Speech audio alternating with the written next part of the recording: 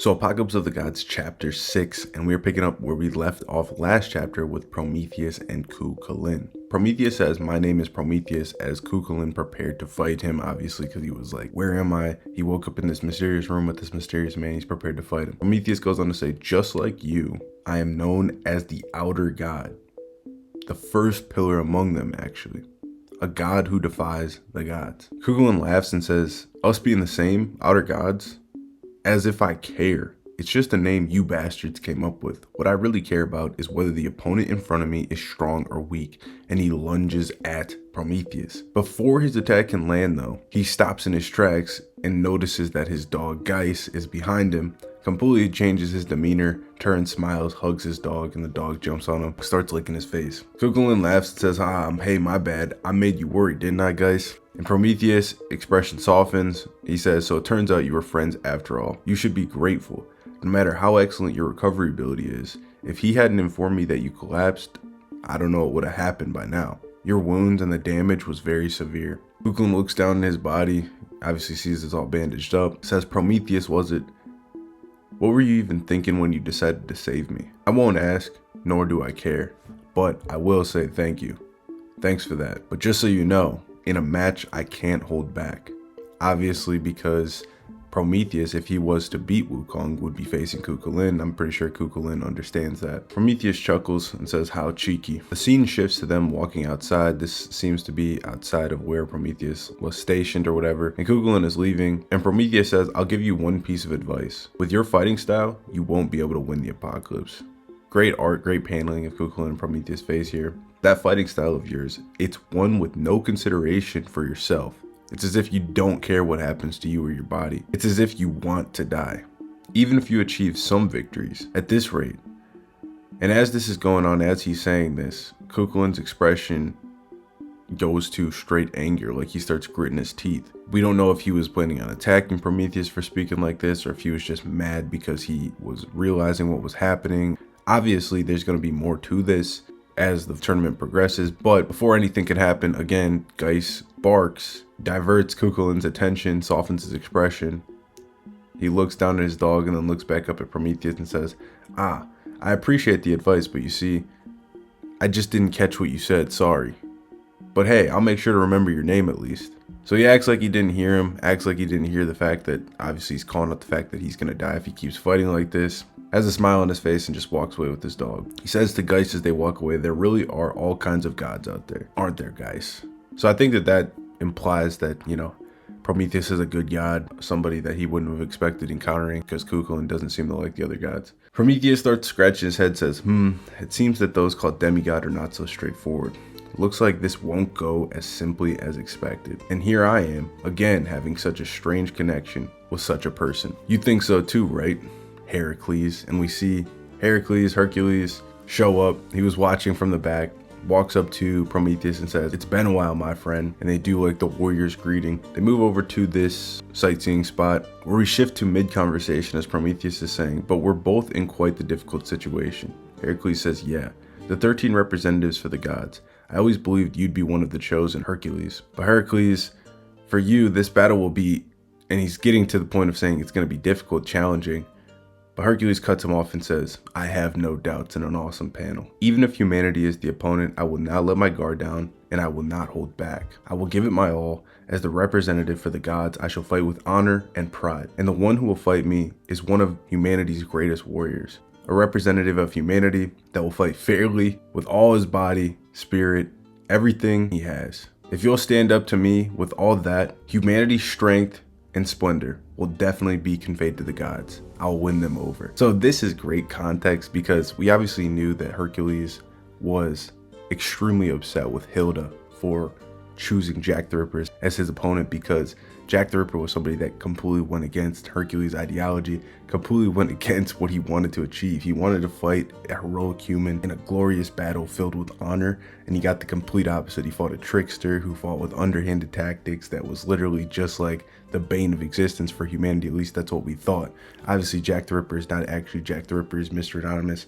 I have a video on my page explaining that, but he's still not one of these humans that exemplifies these qualities. So looking back on this, Hilda is dastardly for doing this to Hercules. She knew that he wanted this epic fight, and he got jacked, but unironically, it actually is still my favorite fight in the series. Prometheus says, you don't change, Hercules. And even in such a situation, you don't waver. You believe in the path that you think is right and move forward without hesitation. Every time I try to save humanity, I mess up my approach. Compared to me, who doesn't even know what I should do, it's a big difference. Hercules looks down at him, smiles, and says, don't falter, Prometheus. Even in the midst of your confusion and anguish, you always end up doing the right thing. That's the kind of man you are. Even if we walk different paths, in the end, we're still moving in the same direction. And this is a really cool panel because it shows Hercules walking in a straight line, and it shows Prometheus walking in a zigzag loopy line, but it ends up at the same destination. These two are kind of parallels, which is really cool. Hercules says, therefore, we are friends. We get a montage of them fighting back to back in some of their previous exploits. And when Prometheus says, anytime I try to help humanity, he's referencing at least when he stole fire for humanity. Hercules says, hasn't it always been that way, Prometheus? And both say, that's right. You son of a bitch. We now cut to the arena with Yara, the ring announcer, saying, everyone, we've kept you waiting for too long. The second match of the first round is here. The Warriors enter now. As we see this awesome shot of Prometheus' back, he's in his full fighting outfit. He's got this black battle shirt on, and he has these chains around his wrists, and this is going to be his weapon. He's locked in, fully resolved in the fight, as he thinks to himself, thank you, my friend. Thank you, Hercules. Yara says it's no exaggeration to say that this big feast, Apocalypse, was created just for you, referencing Prometheus. Indeed, he is, in the long history of the heavenly realm, the most sinful, the most defiant, the very first outer god. While this is happening, we actually do get a tease to Prometheus being tortured when he was chained up. I don't know if we're ever going to expound on this further, but it is canon to Ragnarok. As she's announcing this, Prometheus continues to have internal monologue where he thinks, I will no longer hesitate. We see some of the gods in the crowd watching on as Prometheus, and they're like, Prometheus, it's that foolish titan. What is he going to do? Yara says, from heaven, he stole fire and gave it to humanity. What was the result? Developing technology beyond what they can handle, destroying nature, repeatedly engaging in feudal wars, creating a foolish and arrogant humanity. Indeed, the root cause of all that was Prometheus. Now, will this man once again make the same mistake? Or as a god, will he bring down the hammer of judgment on humanity? The very first outer god, Prometheus. So they blame him for all the tragedies in humanity. They blame him for constant wars, and that's why he thinks that he has made a mistake when he speaks with Hercules. He's got some cool paneling, but we cut to Ares, Hermes, and Zeus. Ares says, Prometheus, huh? I hate that guy. Hermes says, snidely, because he's close with Hercules, Sama? And Ares is like, no, it's not for such a petty reason.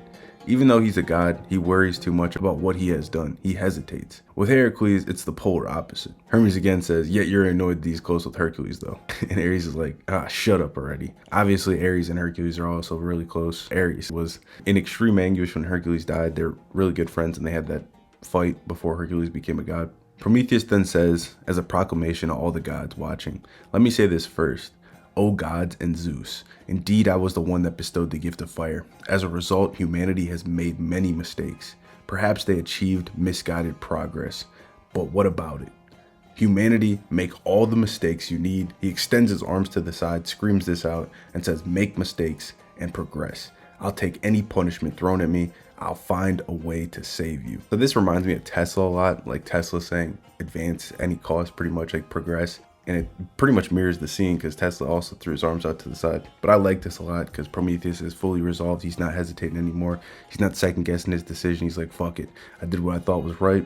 We're going to deal with the consequences and they're going to progress. When he says this, we see Hercules smiling. No matter how many times I will save you, as his final proclamation, as we see the chains around his wrists. Ares looks worried and Hercules says, ha, that's right. Go get him. That's who you are, Prometheus. Heracles, Ragnarok, and the Apocalypse. Though our battlefields may differ, let us fight together with our hands. Let's save humanity is what Prometheus thinks in his mind as he looks up at his friend. We finally get a reaction from Zeus as he says, I thought lately he was being a bit docile, but it seems there's still a hint of danger lurking in that fellow Prometheus. Hermes says yes.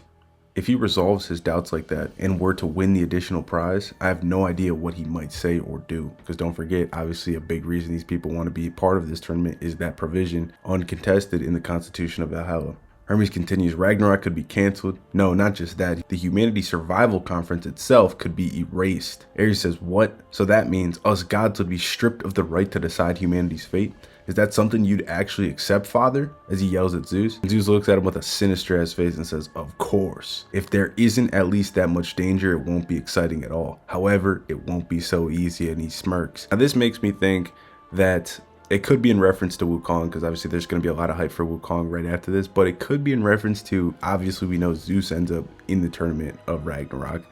He wasn't on the initial roster here that he portrayed to all the gods, and that weird spot for Hydra is there. So some people think that Zeus is going to step in for the Hydra position, because in this verse Hydra should theoretically already be defeated and dead by Hercules, given that he completed his labors. He already lost to Hercules. It's kind of stupid. So maybe Zeus fills in that slot, but anyway, Zeus will probably fight the winner and take the spot anyway. But it might be in reference to Wukong, as we see here. Yara then is preparing to announce him, says, well then, the current top contender for the championship is already stepping to the ring. Super interesting. Wukong is the favorite in the tournament, just as we all thought. I like that the author is recognizing this, and he in verse is saying that Wukong is the favorite. After this, Zeus says, after all, his opponent is that man. So Wukong already has immense respect from Zeus. And with the way this is framed, you gotta believe that Zeus had a hand, if not absolute authority, in putting together the tournament matchups. So him having this evil grin on his face as he says his opponent is that man and he's the favorite for the tournament makes you think, did he send Prometheus out there to get his ass whooped by the strongest person in the tournament in his eyes? Yara continues and says, the god who rebelled against the gods, when you mention the outer gods, this guy's existence is paramount. We see Wukong's subordinates say, this is bad, they're already calling you, big bro, please hurry. Because Wukong's late, he's supposed to be walking out at this point. Yara's like, oh dear. She's getting nervous now. It's like, he not gonna come out. Like, they don't know what the fuck's going on. Wukong's little bro's like, come on, hurry up. Wukong finally emerges. He's like scratching his head. He's like, you're loud. We can keep those guys waiting. Who cares? Honestly, this is just a way to pass time. I have no obligation to play along with their vibe. So Buddha vibes from him, completely mirroring his ideology. Yara says he finally appears. As expected, this man is free-spirited. In the past, even with 100,000 soldiers from heaven to take away his freedom was impossible. Awesome shot of Wukong sitting on a mound of bodies. Numerous gods, a great yokai, and even a great demon king, all lost to Wukong, and even his own destiny wasn't enough to stop him. Now, as this is stated, we get a shot of Neza, confirmed that the Seto Kaiba looking dude is Neza. We also get Taisheng, Laojin, Jin Zhao, and Yin Zhao, and Nue Mo Wang, the Bull Demon King. So it seems that he defeated all these people along his journey, so that's going to be interesting in the tournament. And then when they say even his own destiny, we see Enma, who looks just like fucking Blade, and it could be even implied that he beat Enma as well. So if he beat all these guys, he's beaten 2 of the combatants in the tournament already, so they're going to want revenge.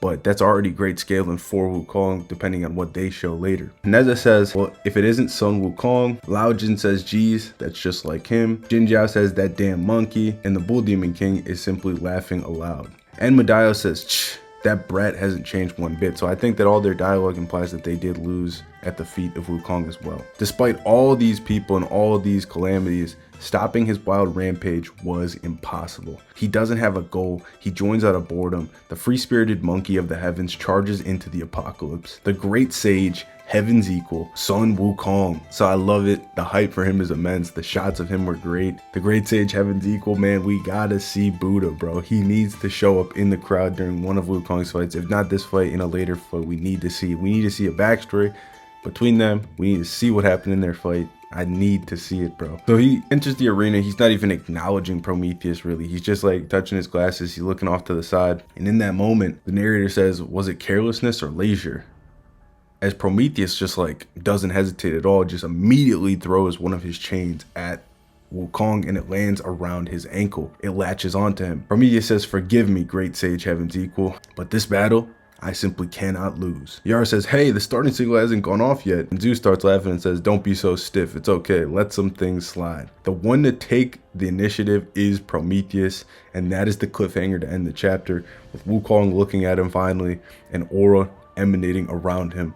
We are in for a treat. Wukong looked like he was irritated and agitated by Prometheus taking the initiative. This might be a short fight. I don't know, but I'm hyped for it regardless. Can't wait to see how Wukong fights, what he's going to do. But a great chapter. The hype is immense. Make sure you subscribe, drop a like on the video, and I'll catch you guys all in the next one.